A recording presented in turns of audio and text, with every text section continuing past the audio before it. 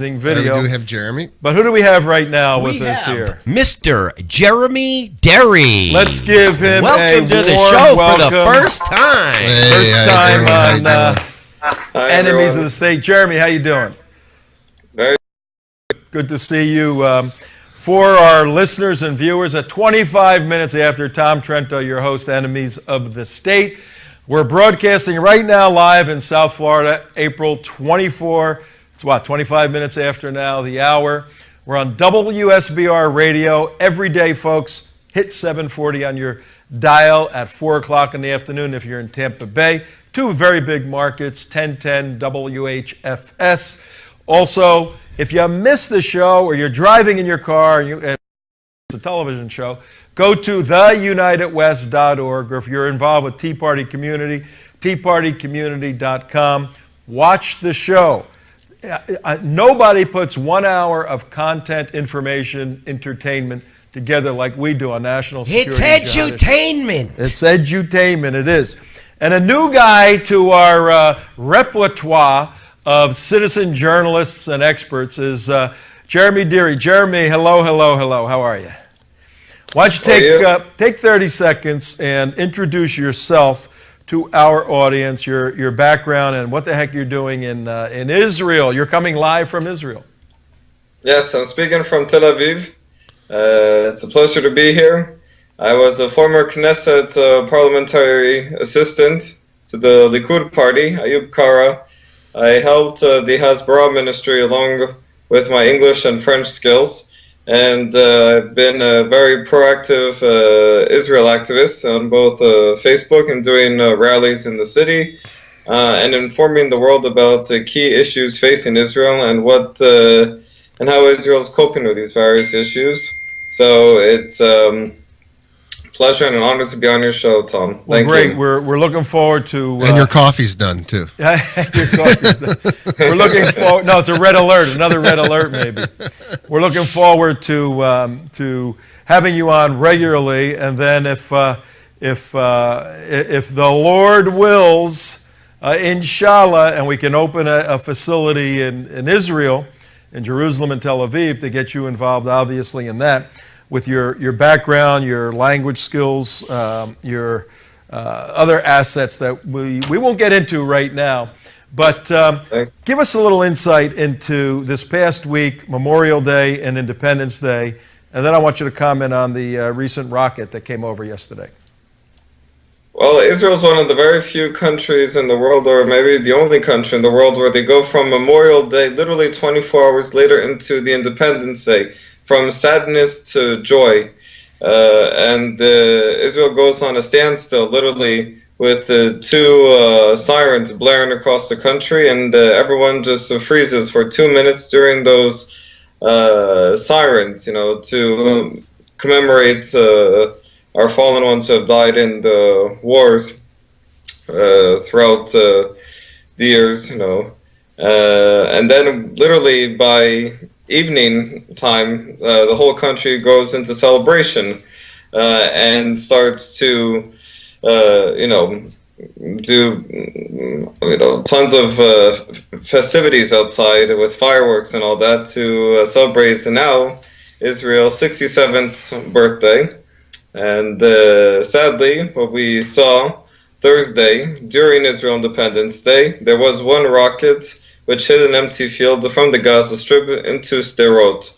It was just another wake-up call from the Hamas movement that they're still here, they still want to kill Jews, and they still want to disturb life for Israeli citizens.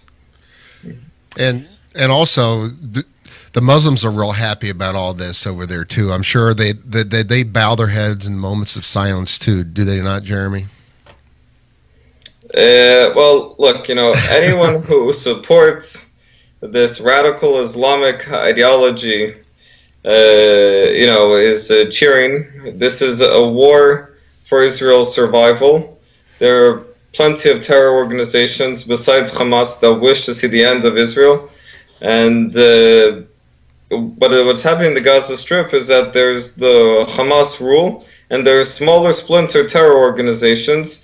And what we think would happen is that there was one of the splinter terror organizations who shot the rockets disobeying Hamas's command, because Hamas has the interest right now to maintain the ceasefire that was settled upon at the end of Operation Protective Edge during this recent summer, basically to rearm their weaponry, to get ready for the next round of conflicts, because there will be one.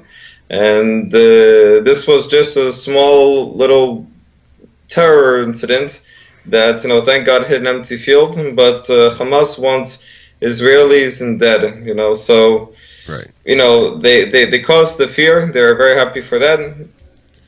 They do want to see Israelis dead, and it is the Israeli government's interest to stop the Hamas terror regime and not allow any rockets to fall into the Gaza. By the way, the last thing I want to say is that literally within less than 24 hours, the Israeli army flew into Gaza and bombed certain terror targets in the Gaza Strip, just to prove to Hamas that if you shoot even one rocket, there will be consequences and you will be punished severely. So this was a flex your muscle type of event. On Independence Day, no less. Well, they Saying did we're that here. intentionally, yeah. Yep.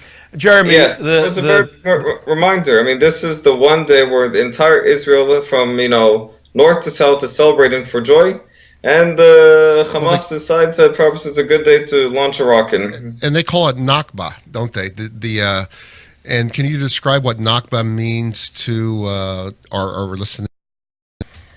Yes, the Nakba is very simple. It means the catastrophe in Arabic.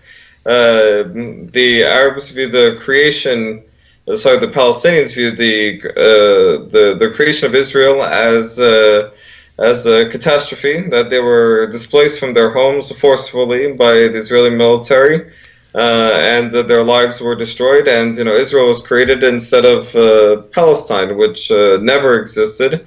And this is really the crux of their problem, is the Nakba, is the catastrophe. Because the truth of the matter is that Israel didn't force or evict any Palestinians.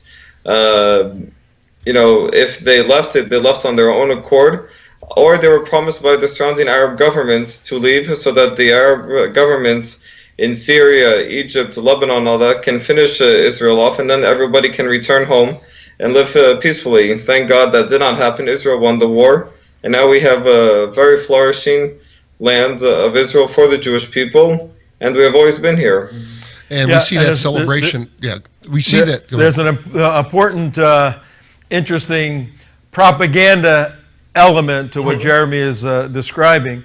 So if you were an Arab in 1948 and the Arabs attacked Israel on May 15th, May 14th, May 15th, and the Arab army said, just go away now, go somewhere else, go to another country, we're going to destroy Israel in very short order, then everybody can come back.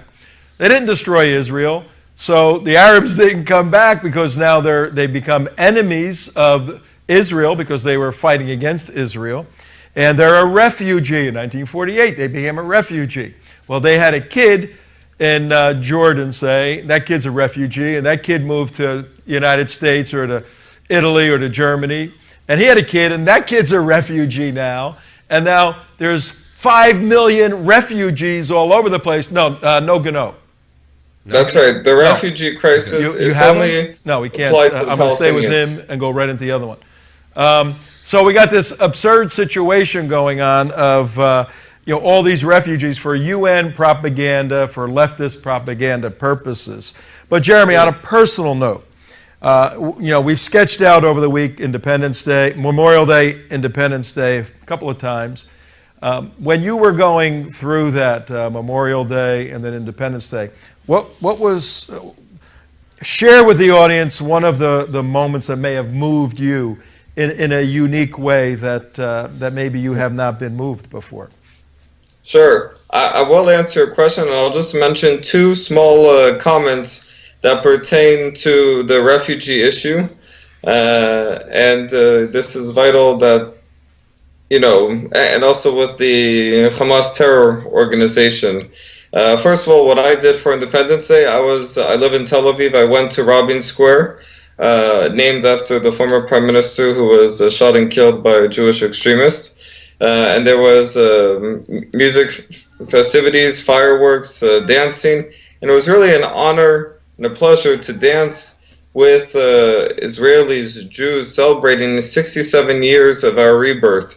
You know, Israel was never destroyed.